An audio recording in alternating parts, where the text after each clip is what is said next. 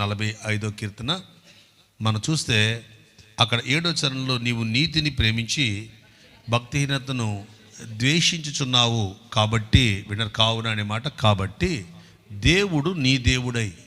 ఈ రోజుల్లో చాలామంది నా పక్షంగా దేవుడు ఉన్నాడు, నేను ప్రార్థన చేస్తే అది జరుగుతుంది. ఒక భక్తుడు చెప్తుంటాడు నాకు, నేను ప్రార్థన చేస్తే నేను అనే పదం వాడుతుంటాడు ఆయన.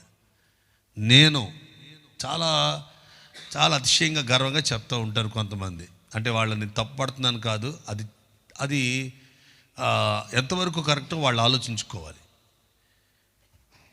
నేను కాబట్టి అనే ఏ వ్యక్తి చివరిదాకా గెలవలేదు ఆత్మీయతలో. ఇక్కడ నేను తెలియజేస్తున్న సత్యం ఏంటంటే, దేవుడు నా దేవుడుగా ఉన్నాడా లేదా అన్నది పరిశీలించుకోవాల్సిన ప్రతి ఒక్కరూ పరిశీలన చేసుకోవాల్సిన సమయాల్లో మనం ఉన్నాం. నిన్నున్నాడు నా దేవుడు నాతో. 2001లో ఎంత సేవ చేశాను తెలుసా? 2001వ సంవత్సరం మొదలుకొని నేను ఎంతో ఉజ్జీవాన్ని రేపి 2011 వరకు మామూలు కాదు, మీకు తెలియదు. ఇలాంటి ప్రసంగాలు చేస్తారు చాలామంది. అంటే 2012 నుంచి లేదనమాట. కొంతమంది 2012, 2020 వరకు చాలా అద్భుతమైన సేవ చేశాను, కోవిడ్ వచ్చాక పడిపోయాను అంటే లేదనమాట. దేవుడు ఎప్పుడు నీతో ఉన్న అభిషేకంతో ఉంటావు. హల్లెలూయా.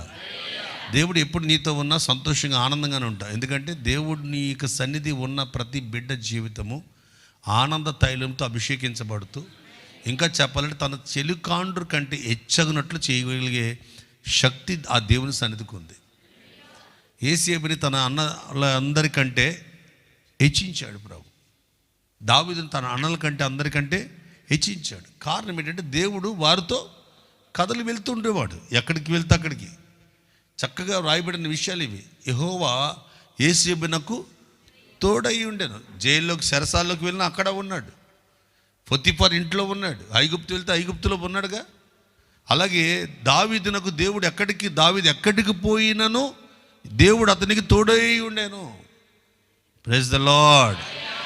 కాబట్టి దేవుడు నాతో ఉన్నాడు, నా పక్షంగా ఉన్నాడు, నేను చాలా ఎలాగని చెప్పుకోవడం కంటే దేవుని సన్నిధి ఎప్పుడు మన జీవితంలో ఎడబాపకుండా కాపాడుకోవాలి. సామ్సన్ తన జీవితంలో దేవుని సన్నిధి తనని బాసనన్న విషయము తెలియలేదు.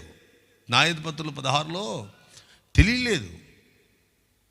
అలాంటి తెలియని పరిస్థితుల్లో ఆత్మకార్యాన్ని విడిచిపెట్టి తిరుగుతున్న వాళ్ళు ఎంతోమంది ఉన్నారు. అదే భయం నాకు. మాతో దేవుడు ఉన్నాడని భ్రమపడుతున్నారు, మాతో నడుస్తున్నాడని భ్రమపడుతున్నారు.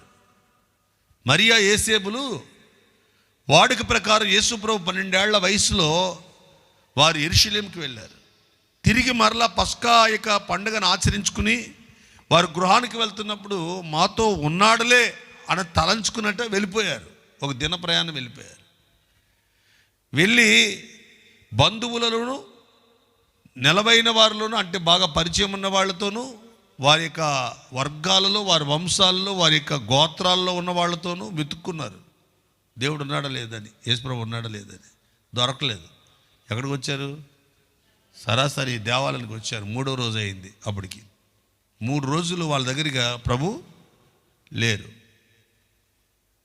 ఇలా కొంతమంది తలంచుకుంటున్నారు, ఉన్నాడు, నాతో ప్రాబ్లం లేదు అని. కానీ దేవుడు ఎప్పుడు నీతో ఉంటాడు, ఎప్పుడు నీ దేవుడై ఆయన పని చేస్తాడు, కదిలి వస్తాడంటే అక్కడ క్లియర్గా ఈ కోరహ కుమారులు చెప్పిన ప్రాముఖ్యమైన మాట, నువ్వు నీతిని ప్రేమించుచు. మీ పాస్టర్ గారిని పట్టించుకుని బాగా మా దైవజన్ అంటే ప్రసాద్ పాల్ గారు అంటే మామూలు విషయమా? ఆయన వాక్యం, ఆయన సేవ, ఆయన పరిచర్య మామూలుగా ఈ గొప్పలు కాదు చెప్పడం. అంతేకాదు, నేను బైబిల్ని అస్సలు ఎప్పుడు వదలనండి పాస్టర్ గారు, పండుకున్నా సరే నా తలగిరి పెట్టుకుంటానండి. ఏంటి మీ పేలండి అందులో పోడగా ఏంటి? నేను పండుకుంటే కూడా బైబిల్ వదలనండి కొంతమంది చెప్తుంటారు. అసలు ఈ యొక్క మనం అనుకున్న భక్తి జీవితం, మనం అనుకున్న విశ్వాస ప్రయాణాలు కొన్ని చాలాసార్లు అవి సిద్ధాంతాలుగా అలాగే మిగిలిపోతున్నాయి. కానీ ప్రభు అనుకునే స్థితిలో రావడమే నీతిని ప్రేమించడం. నువ్వు నీతిని ప్రేమించి భక్తిహీనతను ద్వేషించుచున్నావు కావున దేవుడు, స్తోత్రం చెప్పండి. మనం ఏం చేస్తే దేవుడు మన దేవుడిగా ఉంటాడు? నీతిని ప్రేమించాలి. ద సేమ్ టైం అదే సమయంలో భక్తిహీనమైన కార్యాలను ద్వేషించాలి, విసర్జించాలి, వాటిని తిప్పుకొట్టాలి. అలాంటి విశ్వాస ప్రయాణం చేయగలిగే సేవకుడు విశ్వాసులతో, దేవుని పిల్లలతో దేవుని యొక్క సన్నిధి ఎప్పుడు ఎడబాపదు. వారి స్థితి మొదట కొద్దిగా ఉన్నా తుదను మహాభివృద్ధి చెందే ఆ ఫలించే అనుభవం తన చెలికాండ్రుల కంటే హెచ్చగునట్లుగా.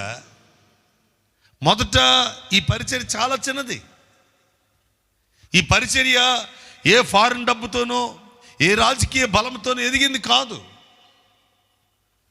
ఏ మనుషుల యొక్క మన్ననలో ప్రేమలో వీటిని కట్టుకుని ఒక పుస్తకం పెట్టుకుని రాసుకుని నెలకు ఎవరు ఎంత ఇస్తారు, మీ దశం భాగాలు, మీ అర్పణలు, మీ యొక్క ఇది, లేకపోతే ఫోన్పేలతోనో, ఇప్పుడు ఈ మధ్య లేటెస్ట్ ఫోన్పే, గూగుల్ పే, వీటితోనో కట్టుకోట్లా. పేటిఎం కట్టుకోట్లా. చాలా పెద్ద పెద్ద బిగ్గెస్ట్ పాస్టర్సే దైవ సేవకులు అనుకునేవాళ్ళు. విమర్శించడం కాదు, దేవుడు నీ దేవుడై ఉన్నప్పుడు నీ ప్రతి అవసర అక్కరత ఆయన తీర్చడానికి సమర్థుడు. నేను పూర్తిగా ఈ మాటలు ఛాలెంజ్ చేసి చెప్తున్నాను. ప్రతి క్షణము ఆయన మీద ఆధారపడే పరిచర్య. ఈరోజు స్కూల్ పిల్లలకు వంట చేయాలా, ఈరోజు సండే స్కూల్ పరిచర్యలో ఇవి చేయాలా, పెద్దవాళ్ళకి ప్రేమ మీద ఏర్పాటు చేయాలా, లేదా సేవకులకి ఇలా చేయాలా అలా చేయాలా. ఇక్కడికి వచ్చే ఏ రూపాయి కూడా అండ్ కొంత నాది కొంత దేవునిది కాదు, అంత దేవుని కొరకు వినియోగిస్తూ పరిచర్య ధర్మాన్ని ఉపయోగిస్తూ నా వరకు, నా పిల్లలకి, నా కుటుంబంలో దేవుడు ఇచ్చేంత వరకు మీరు చేసే ప్రార్థనలు బట్టి ప్రభుత్వ వాటిలో కొద్దిగా ఎక్కువ శాతం సేవకే దీన్ని ఖర్చు పెడుతూ పరిగెడుతున్న అనుభవాలను నేర్పింది పరిశుద్ధాత్ముడు. మనుషుడి నేర్పల.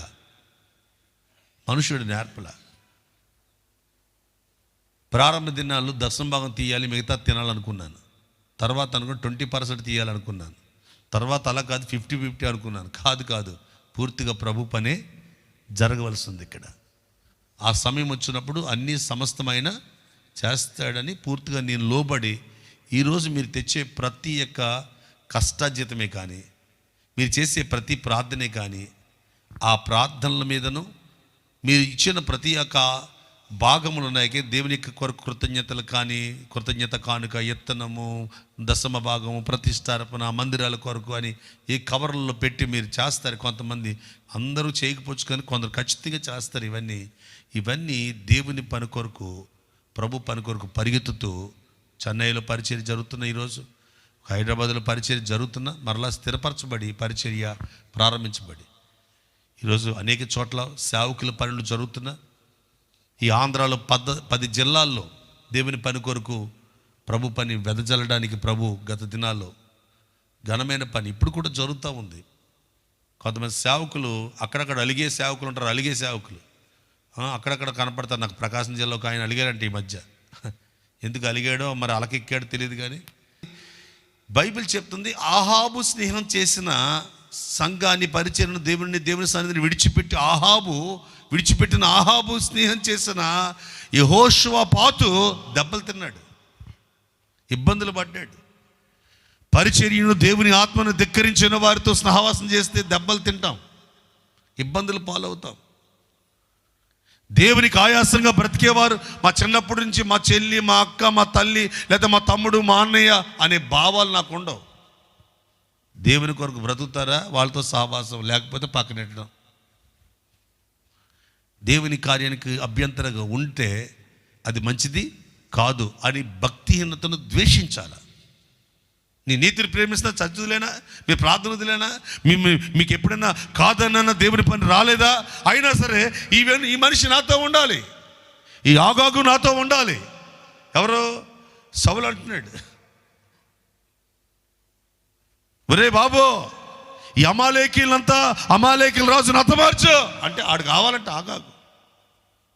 దేవునికి ఆయాసకరమైన పరిస్థితులన్నీ దోచుకుంటున్నాడు.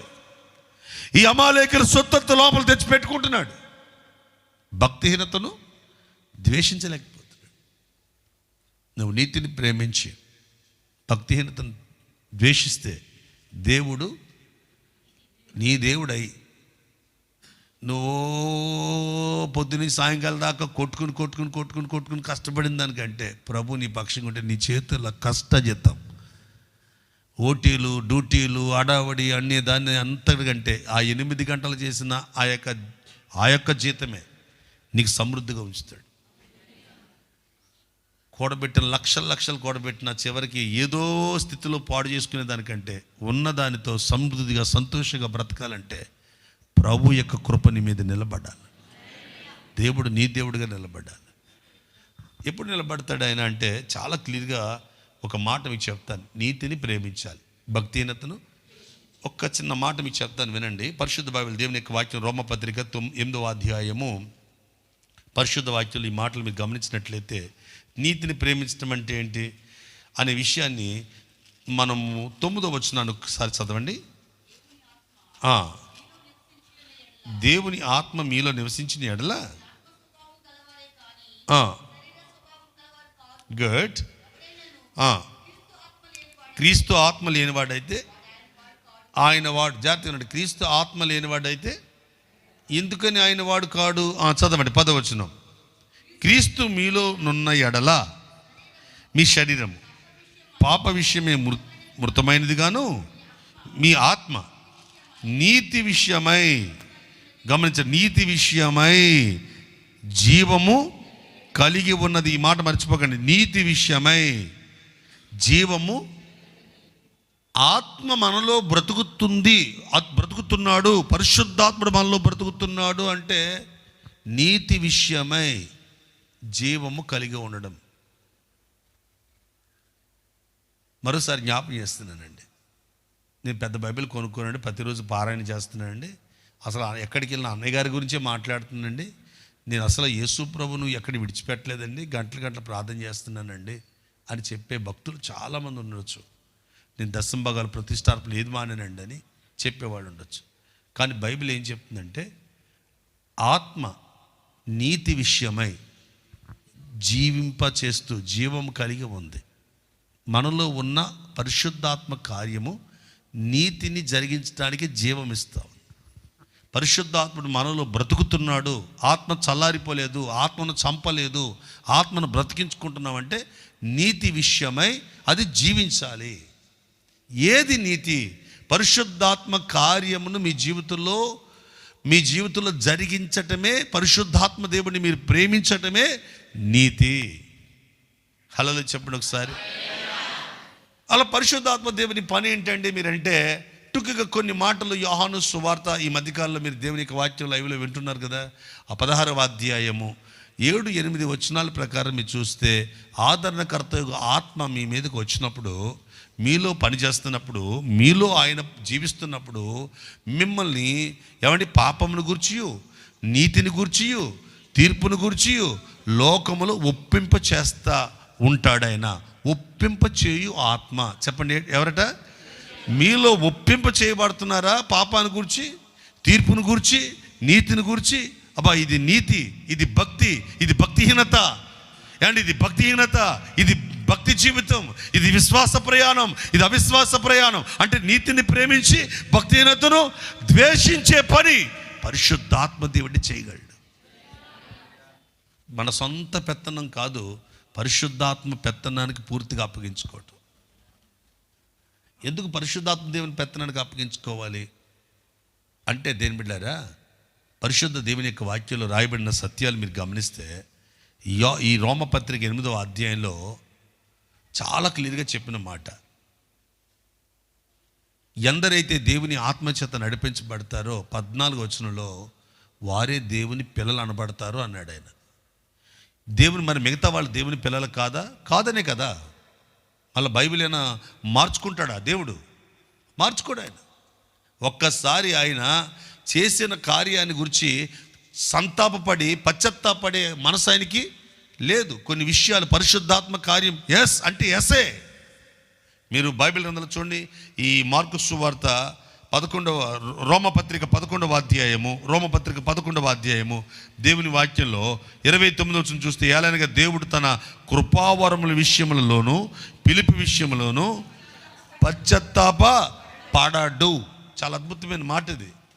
రాత్రి కృపావరాల గురించి మాట్లాడుకున్న కొంతమంది వరాలు లేవు ఏంటి వరాలు ఉంటే చూపించను అంటే, వరాలు 9 రకాలు చూశారు కదా.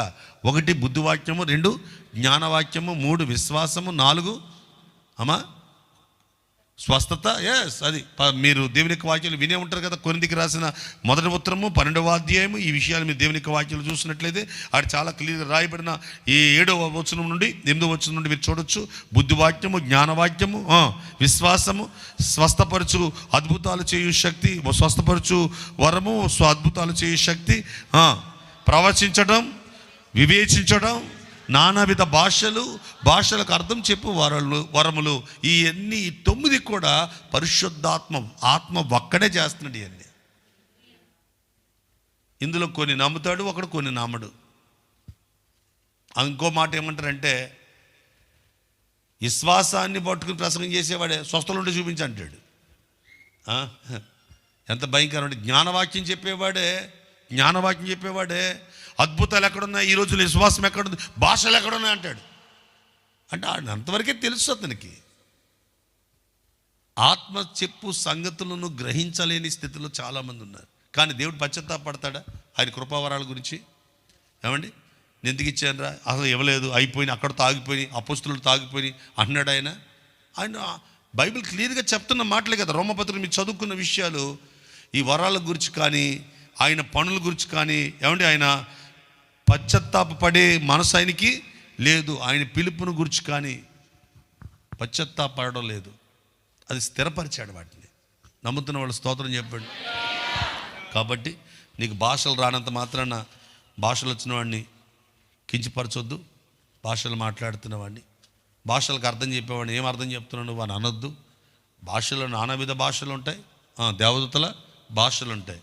వీటికి అర్థం చెప్పేవాళ్ళు ఉంటారు, వాటికి అర్థం చెప్పేవాళ్ళు ఉంటారు. అర్థం చెప్పకుండా టంగ్స్ దేవదూతల భాష మాట్లాడుకున్నాడు, ఆత్మలో ఎదుగుతున్నాడు అని అర్థం.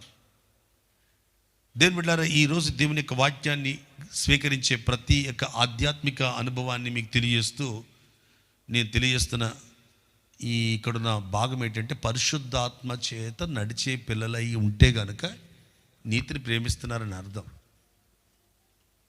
పరిశుద్ధాత్మ దేవుని పనిలో మిమ్మల్ని మీరు అప్పగించుకోగలిగితే భక్తిహీనతను ద్వేషిస్తున్నారు. దేవుడే మీ దేవుడై నేను హెచ్చించడం ప్రారంభిస్తాడు. ఇప్పుడు ఆ విత్తనము, ఆ గింజ భూమిలో పడిపోయిన తర్వాత అది ఫలిస్తుందా లేదా అంటే, అది చచ్చి అది మొలక వచ్చిందంటే, నేను ఎప్పుడేసాను ఇక్కడ ఈ పెసరగింజ, నేను ఎప్పుడేసాను ఈ యొక్క కంది గింజ, నేను ఎప్పుడేసాను ఇక్కడ ఈ యొక్క విత్తనం అని ఆశ్చర్యపోతారు కొన్నిసార్లు. కానీ వేసిన స్థలాల్లో ఎదగవు కొన్ని, కానీ కొన్ని స్థలాల్లో ఏగిపోయినా ఎదుగుతున్నాయి. కారణం ఏంటంటే, దానికి కావలసిన మన్ను, దానికి కావలసిన ఏరు తనవలసిన అలాగే ఆ గింజలో ఉన్న ఆ ప్రభావము దాన్ని కాపాడుకుంది. అలాగే దేవుడు నీతో ఉన్నప్పుడు ఎవరిని తీయాలనుకున్నా, ఎవరు అణిచేయాలనుకున్నా అణిచివేయబడము. ఆమెను చెప్పగలరా? ఈ సత్యాన్ని గ్రహించండి. ముందు ఎవడో కంటి ద్వారా నా దోషం బట్టి నేను పాడైపోయాను అనేది క్రైస్తవ్యం కాదు.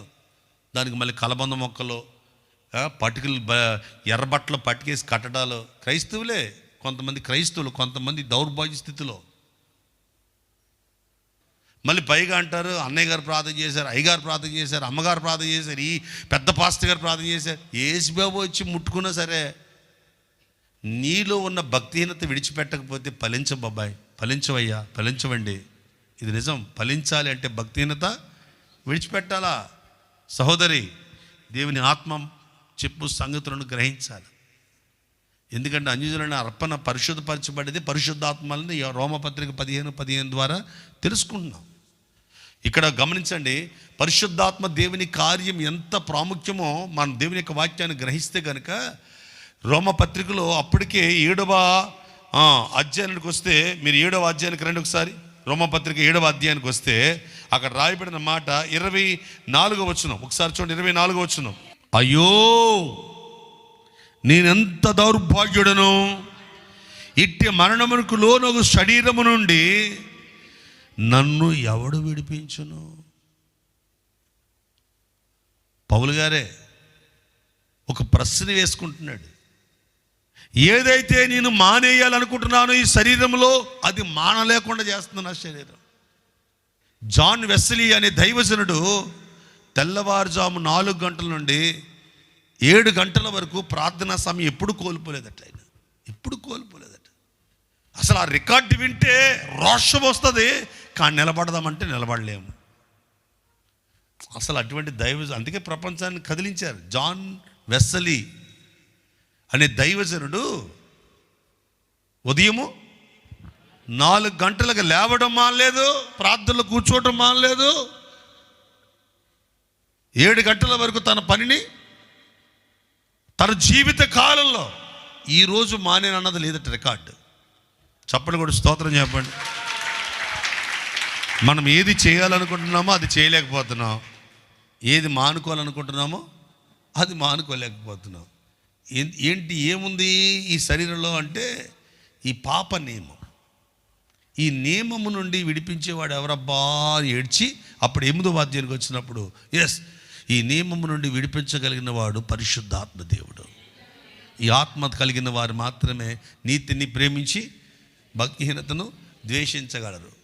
దావీదు గారు నీతిని ప్రేమించి భక్తిహీనతను ద్వేషించడానికి గల కారణం కూడా పరిశుద్ధాత్మ బలమైన గ్రహించాడు కాబట్టే 51 కీర్తన 11వ చరణంలో నీ ఆత్మను నా యొద్ద నుండి తీసేయొద్దు, నీ ఆత్మను నా యొద్ద నుండి తీసివేయద్దు, నీ ఆత్మ నా యొద్ద నుండి తీసివేయద్దు, నీ సన్నిధి నుండి నన్ను త్రోసేయొద్దు అని ప్రార్థన చేశాడు ఆయన.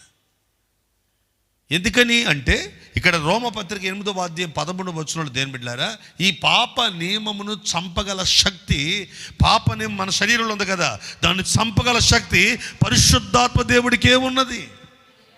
ఆ 13 చదవండి. 8:13లో రాయబడిన మాట, చావవలసిన వారై ఉన్నారు శరీరానుసారంగా ప్రవర్తిస్తే, ఆత్మ చేత శారీర క్రియలను చంపిన ఎడల. దేవుని గట్టిగా స్తోత్రం చెప్పాలి. మనం దేనిని బట్టి జీవిస్తున్నాం? నిత్య జీవానికి వెళ్తున్నాం, నిత్యత్వాన్ని పొందుతున్నాం. ఈ లోకంలో ఉన్న విశ్వాసంతో ఎన్ని బంధకాలైనా మనలోని ఆత్మ మనం ఎందుకు జీవించమని చెప్తున్నాడు అంటే ఆత్మ చేత శరీరకి చంపటం వల్ల. అదే ఇక్కడ రాయబడిన 9వ వచనంలో 10వ వచనంలో మాట, క్రీస్తు మీలో ఉన్న ఎడల మీరు శరీర పాప విషయాలలో మృతమైనదిగా మీ ఆత్మ నీతి విషయమై జీవము కలిగినదిగా బ్రతుకుతారు. Praise the Lord. ఆత్మ చెప్పు సంగతులను గ్రహించగలిగే వాళ్ళు ఈరోజు ఒప్పింప చేయు ఆత్మ సర్వసత్యంలోనికి. నేను ఇప్పటికే కొన్ని విషయాలు చెప్తూ వచ్చాను. మనం యోహాను సువార్త 16వ అధ్యాయం 13వ వచనం ప్రకారంగా సర్వసత్యములోనికి నడిపించటం అంటే నీవేదో ఆత్మీయంగా కట్టబడ్డాను, విశ్వాసంలో నిలబడ్డాను, భక్తి జీవితం కాపాడుకుంటున్నానంటే కాదు. మన యొక్క పరిశుద్ధత ఎదటి వారిని ప్రభావితం చేసి పరిశుద్ధులు చేయాలి. మన ఆత్మీయత ఎదటి వారిని ప్రభావితం చేసి వారిని ఆత్మీయతలోకి నడిపించాలి. మన యొక్క విశ్వాస ప్రయాణం ఎదటి వారిని కూడా విశ్వాసంలో ఎలా నడవాలో ప్రభావితం చేయాలా. అది నిజమైన క్రైస్తవ్యం. మైక్ పట్టుకుని సాక్ష్యాలు చెప్పేవాళ్ళు చాలామంది, మనం చాలామంది ఉండొచ్చు, ఉండాలి కూడా, ఉండొద్దు నేను అంటలా. కానీ మన క్రియలే ఎదటవాడిని ఆత్మీయతలోనికి, పరిశుద్ధతలోనికి, నీతిలోనికి, న్యాయంలోనికి ప్రభావితం చేయగలుగుతున్నామంటే నీలో పరిశుద్ధాత్మ దేవుని పని, సర్వసత్యంలోకి నడిపించే వాని పని జరుగుతుందని అర్థం. మీరు ఎక్కడ నిలబడిన ధైర్యంగా దేవుని మాటలు చెప్తున్నారు, పిరికివారిగా లేరు అంటే మీరు ఆల్రెడీ ఆత్మతో అభిషేకంతో ఉన్నారని అర్థం. అభిషేకం ఉన్నవాడే బేదలకు సువార్త, ఏమంటే బంధకాలు ఉన్నవాడికి సువార్త, ఇబ్బందులు ఉన్నవాడికి సువార్త, సమస్యల్లో ఉన్నవాడికి సువార్త, పాపంలో ఉన్నవాడికి సువార్త, వాడు కుబేర కోటేశ్వరుడైన రాజు అయినా ఎంతటి గొప్ప నాయకుడైనా సువార్త ధైర్యంగా చెప్పగలుగుతున్నామంటే అభిషేకించబడిన ఆత్మ. మోదీ షాపుకైనా సరే, ఎవరికైనా సరే నువ్వు సువార్త చెప్తున్నావంటే అభిషేకం ఉన్నవాడు చెప్పగలడు. ప్రభుత్వాలకు అభిషేకం ఉన్నవాడు సువార్త చెప్పగలడు. 4 గోడల్లో సువార్త చెప్తారు కొంతమంది, లైవ్లో చెప్పడానికి భయం.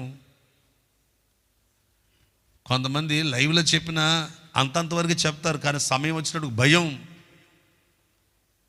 చావైనా నా ప్రభు కోసమే, ఈ శరీరాన్ని అర్పణగా సజీవ యాగంగా అర్పించుకుంటూ పరిగెడుతున్నానని పాటలు కీర్తనలు నోటి వరకు పాడతారు, కానీ జీవితం వరకు తేరదండి.